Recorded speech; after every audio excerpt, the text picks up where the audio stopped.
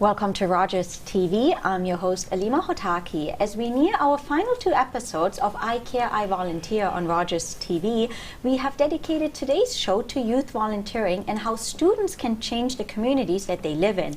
And to further discuss the topic in detail, I'm joined by the Manager of Community Engagement, Chaminda Pereira, the Step Up Youth Volunteer Ambassador, Ramneet Kaur, and last but not least, Lily Ostos, the Youth Engagement Coordinator at Ontario Volunteer Centre Network. Welcome to the show, guys. Thank you for having us. Some familiar faces and, of course, a new one. So let's start off by talking about Volunteer MBC. Can you tell us a little bit about it? Certainly. So we are the local volunteer centre and we serve the entire region of Peel, which means Mississauga, Brampton and Caledon. Out of the 2 core services that we provide, the first one is we match anyone who's searching for a volunteer opportunity with a volunteer opportunity with over 185 organizations who are our members, and they're all non-profit organizations. And the other is when organizations go about engaging volunteers, we also provide the learning and development support to the volunteer engagement professionals of these organizations. Now, we do have programs, we do offer a referral service, and we have programs targeted towards particular target audiences. When it comes to our youth initiatives, it's all spearheaded by our own youth ambassador group called the Step Up Youth Volunteer Ambassadors. And we have Ramneet, who's our chair. And all our youth engagement, it all climaxed during the April-May period, where we are taking part in a provincial campaign called the ChangeTheWorld Ontario Youth Volunteer Challenge.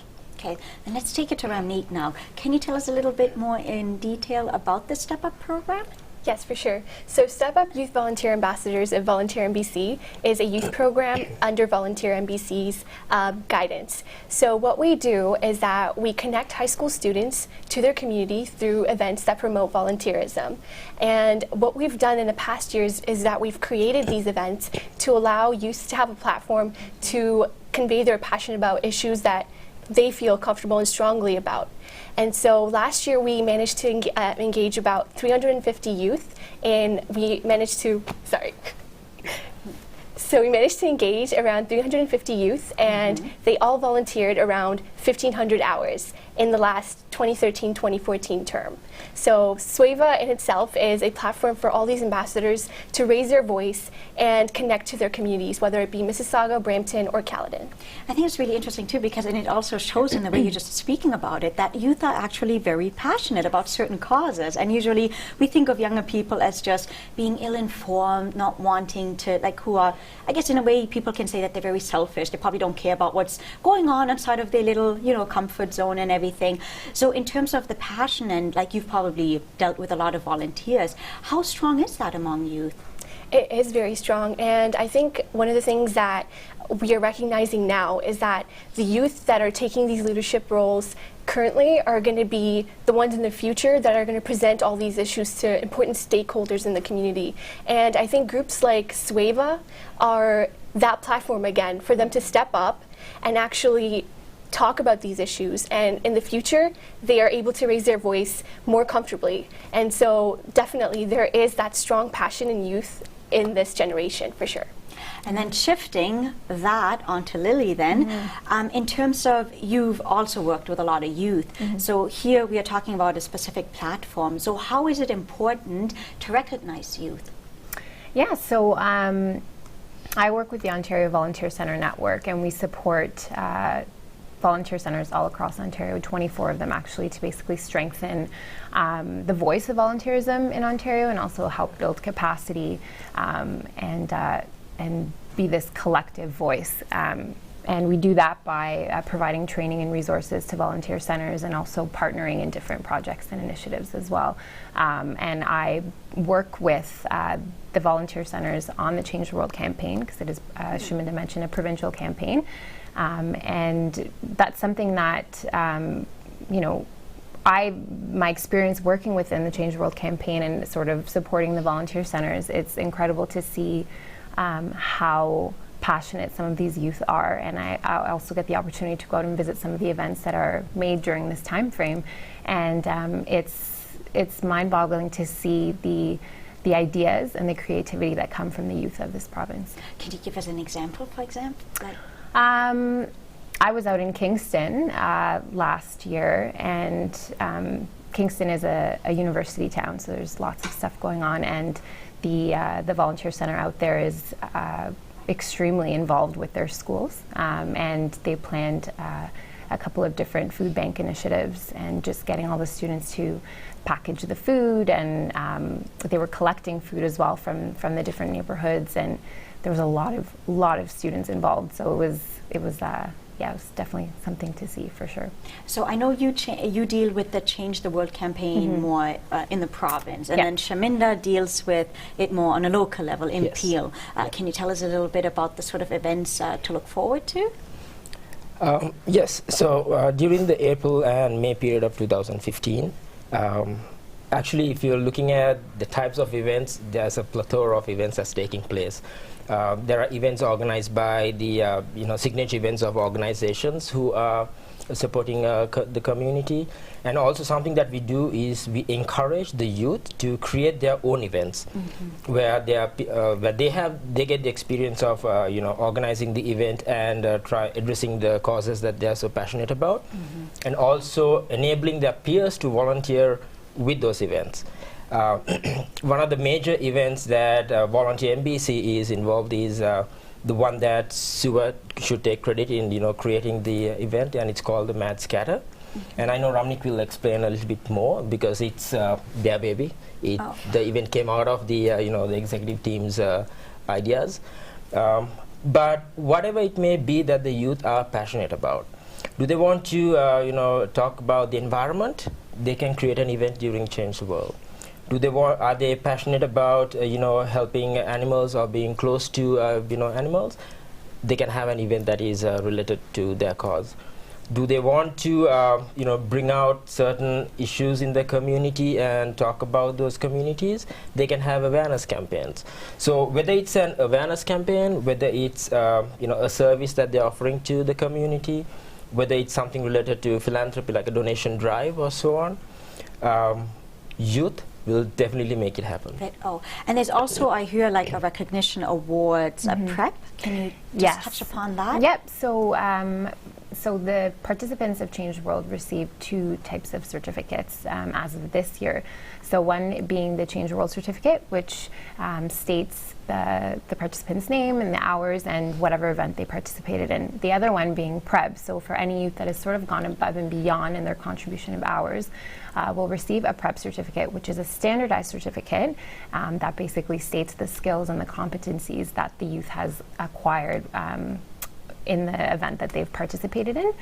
This is a new initiative that's part of the Ontario Volunteer Centre network that we've partnered with a couple of amazing organizations, as well as the Government of Ontario. It's what's neat about it is that, instead of just getting the youth going to a guidance counselor to sign off on their hours, this is something that is tangible that can definitely help them in the future in terms of employability and things of that nature. Okay, and Ramnik, if I just give you 10 seconds, what does Change the World mean to you? Change the World. It's basically, again, something that enables youth to be able to connect with their communities and to learn skills that they wouldn't have been able to learn if they weren't volunteering. And definitely it's changing the world for their community and changing the world for themselves as well. Okay, well, pleasure having you here. Thank you for coming, and we'll be back right after the break. Thank you.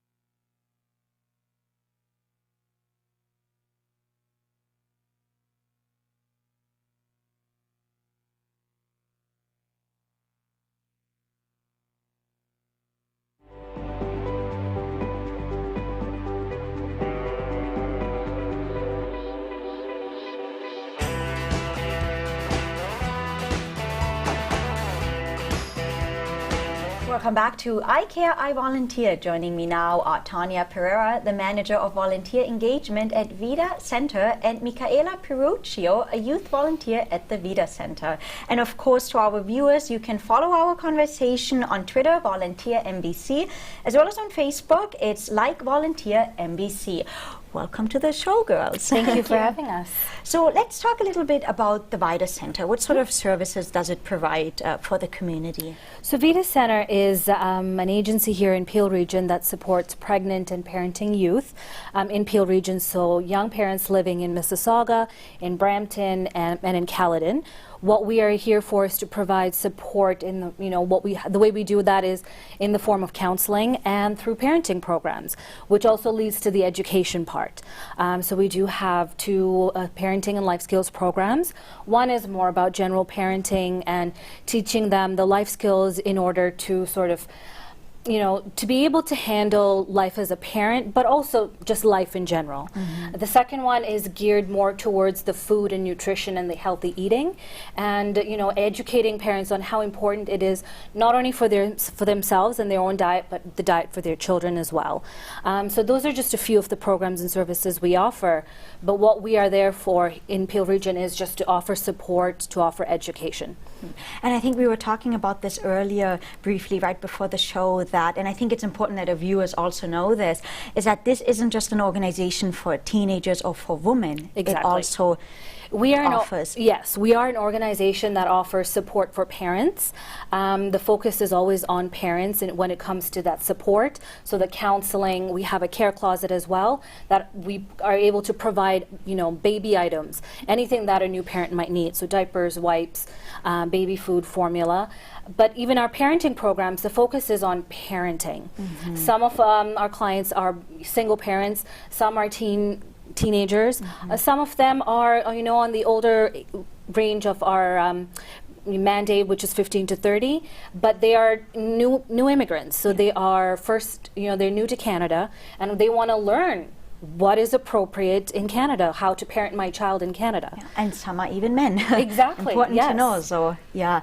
And so, Michaela, how did you get involved with this organization? Well, actually, a friend of mine was really involved in it. She's a little bit older than I am. She's in her 20s now.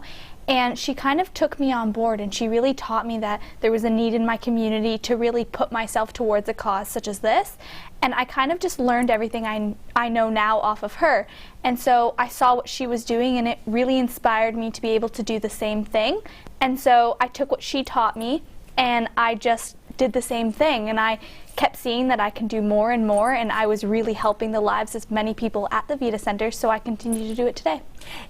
From having volunteered at the Vita Center, do you feel like it's also changed your opinion, for example, on single mothers, or especially on teenage mothers, for example, because there's a huge stigma attached to it? Oh, there definitely is, and people certainly look at it in a very negative way, and they may always just say that it's that person's fault and that they put themselves in this situation, and so now they have to find a way to take themselves out of it. But what they don't realize is at the end of the day, they're still a person carrying a child, and that child needs help too. And so the great thing with the Vita Center is that they also offer them a chance to continue their education, which is something that otherwise may not be possible for them. And so I think people just need to realize that sometimes it's not their fault, and sometimes they just need a little bit of help getting back on the right path. And how does your organization, for example, do this, the Vita Center, in terms of getting rid of that ignorance out there, trying to at the same time, eliminate the stereotypes, the stigma, the shaming culture, the guilt burden that a lot of these young women face? Yeah. Well, as much as we would like to think that those things don't exist, they do. So the way that we try to handle that and teach our clients to handle that as well is, we on the counseling side of it, they are taught, sometimes coping skills, and even in our parenting programs, that's what why we also emphasize life skills. It's not just a parenting workshop; it's parenting and life skills. But then we also go out into the community to try and educate the community.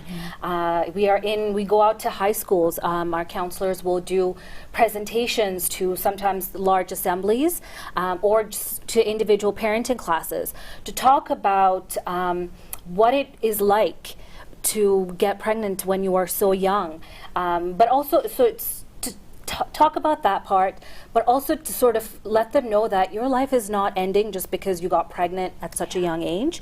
There is life ahead. And what Michaela said about, helping them to continue education, we do have a program that we run in our office, and that's the Mississauga location, called the PACE program, Parenting and Catholic Education, where we host that program at our location. There's a teacher there that can assist the students with credits that they might need to graduate from high school. And then Vita Center provides the volunteers to take care of their children. So instead of going to school, to the regular schools where they cannot take the kids with them, or they'd have to put the kids in daycare, they have the flexibility of bringing the kids with them here. We have volunteers to watch them. Mom is just down the hall if that baby needs to be changed or fed. So it's we're encouraging them to still continue their education, to graduate high school, because once they have that, they can do anything. Yeah. And so interesting that you talk about this, and going back to Michaela then, we talked about, I'm sure she just mentioned a list of skills that I'm sure once you have your own baby, your own child, you probably already know how to take care of one. Probably. For you, it should, So in respect, what other sort of, or how has this experience enriched you in another way? Well, it's really just taught me that there's always something you can do, and there's always another cause that needs attention. And we often pay attention to other causes that are equally as important, but we sometimes just forget that there's other things that are important too. Yeah. And so I think that that's just really important. That's really important to know and to recognize through this process. And when you're, for example, when you are at school and you hear somebody make a very ignorant remark, are you more likely now to kind of stand up and say, wait a minute, that's not the way it is? Oh, for sure.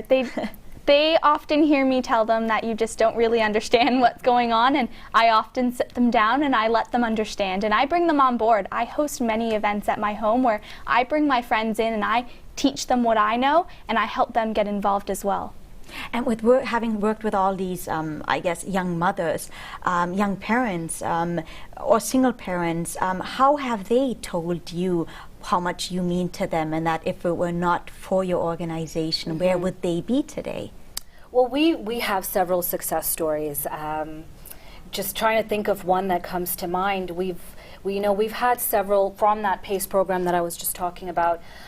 Several girls that actually do go on to graduate from high school. We've heard back from some of them and they've said that we've applied to college or we've applied to university and we got in, and just to hear the excitement in their voice, or to hear back from some of the clients in the parenting programs that my child is doing so well, and that's because of you, because you taught me how to do this. Wow. So it's always good to hear that. We always think that we are making a difference, but it's great to hear it from them. Must be a very rewarding experience for the both of you. Oh, yeah. definitely. And aside from just becoming great parents, you learn a lot of other skills. Anyway, we'll take a quick break. We'll be back with more.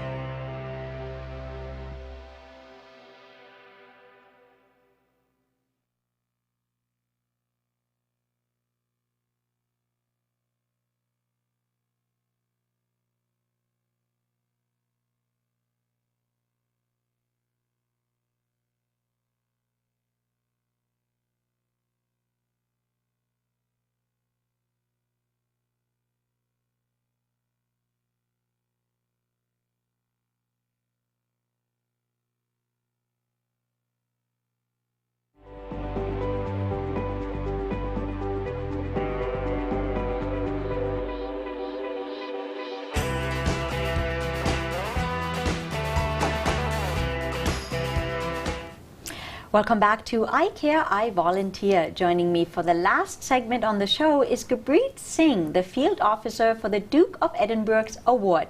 Welcome to the show, Gurpreet. Thank you for having me. So tell our audience a little bit about this award. Absolutely. So the Duke of Edinburgh's Award is a youth program for ages 14 to 24 for young Canadians. It's an individual program where they are exploring their potential through individual goal setting and challenges and achieving success. So there's 4 different sections, a 5th one if they're going, there's 3 different levels, bronze, silver, and gold, and they achieve it through 4 components, which includes volunteering, or community service, physical fitness and recreation, skill development, and adventurous journey component. The 5th one is for the gold level exclusively, and that's a residential project. But volunteering is covered through all 3 levels, silver and gold. And why specifically the components that you mentioned, the physical aspect, the adventurous aspect? Yeah, they are there to, I think, certainly challenge youth to be well-rounded, give them a breadth of experience, have them have a balanced lifestyle, and certainly students or youth, they do a lot of sitting, so physical fitness is a good kind of a thing to get them active, and they get to choose, how they want to engage with each of those components. They're the ones that develop the award and create the program for themselves. I get to sort of facilitate and help out, guide them to make sure that they're doing it correctly, and that's, those components. And I know there's also a specific age criteria that you have to complete the program in a span of what age to what age? That's correct. You have about a decade, so it is 14 and you have until you turn 25. So you have to finish it before your 25th birthday, and that can be any different level that you choose to take on. The bronze, for instance, has a minimum of 6 months of time, and the silver is about a year, and the gold is a year and a half if you're doing it as a direct entry. It does help if you do it in succession, and so by doing the bronze, that helps shorten the silver. If you do the silver, that helps shorten the amount of time for gold. So if you have the time and discovering the program, certainly start with the bronze, understand what you're getting into, and your goals might start off small, and then by the time you're doing the gold level, we've had gold award achievers write a novel, for instance, for their skill and stuff. Yeah, so there's some pretty neat examples. Wow. And how long did it take them to write a novel? Because usually novels take a very long time to write. That was what this one award achiever, this young woman who set out in her gold, it was she completed it in that year and a half that she was going after. What was the book specifically on? I don't know the exact topic. I believe it was a work of fiction, and I remember her in her award sort of speech, she mentioned it was about 55,000 words. So, wow, that's an accomplishment. Yeah, absolutely. So young at that age, and I'm sure your program also provided her with so many enriching experiences to perhaps be able to write something. And also, I want to go back on the point where you talked about participants are given a decade, which sounds like a lot of time. But then at the same time, when you look at teenagers nowadays, they're involved in high school, working part-time, university. Is actually a decade a long time, or? I think it goes by quickly. I know when I speak with youth, I counsel them in the sense of, and remind them that they might think their time, is busy as it is with the homework that they might be getting, but I just tell them to, ask someone older, an adult, because life only gets busier. So if you can, avail yourself or take part in the program sooner, it's like investing, putting money in the bank, and it just grows over time. If you start it when you're 14 and you're done, you're already helping separate yourself from the competition. That's a pretty competitive time. Youth are often, looking at what they're going to do with their school, and they want to get into, other schools, whether it's post-secondary school applications or the workforce. This is a program that helps them, set goals and achieve success, but it gives them a great distinction at the end of the award level that they complete. They're getting a certificate and a pin that they can wear, and the accolades at the silver level, they're getting it from the Lieutenant Governor at Queen's Park, and so it's a provincial ceremony. Wow. And the gold level is a national ceremony where you're meeting a member of the royal family or the Governor General of Canada. So Oh, wow. it's quite prestigious. Oh, wow. Yeah, and I'm imagining the ceremony as well Yeah. would be. And in terms of, if you look at the difficulty from bronze to silver to gold, does it progressively get a lot harder? I think so. I would say that youth sometimes might not know what they're doing 6 hours or 6 days from now, let alone 6 months. So the dedication, commitment, perseverance towards pursuing the goals that they have, because of the length of time, it does create a challenge for youth to commit to that and achieve the accomplishments that they're setting out for themselves. But they are in charge of their, destiny in that sense, and so they choose the challenge. It's challenge by choice, but our growth, comes out of experiencing hardship at times, and that's something that I think is very valuable. The youth that take this on start to understand their potential and what they can overcome. So can you give me, for example, a challenge at the bronze level compared to a challenge at the gold level? Yeah, so a challenge, for instance, for the adventurous journey piece, it does start with what is survival skills or exclusively like an exploration or expedition. And at the bronze level, it's 2 days and 1 night.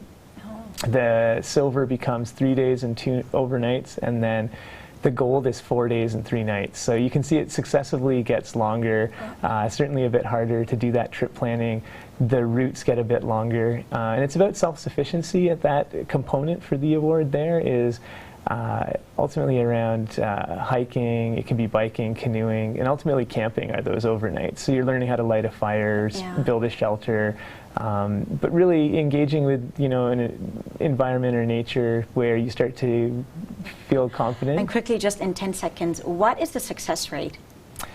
It's not as high as I'd like it to be, but youth, they just need to keep trying, and they can be as successful as they're going to, commit But to. hey, nothing in life comes easy. I mean, if it were so easy, we'd just hand out paper to everybody. Anyway, true. Gurpreet, this was a very lovely conversation. Thank you for coming on our show. And you can find more about Volunteer MBC on their website. I'm Alima Hotaki. And on behalf of everyone here at Rogers TV, thank you for watching, and we'll see you next week. Thank you.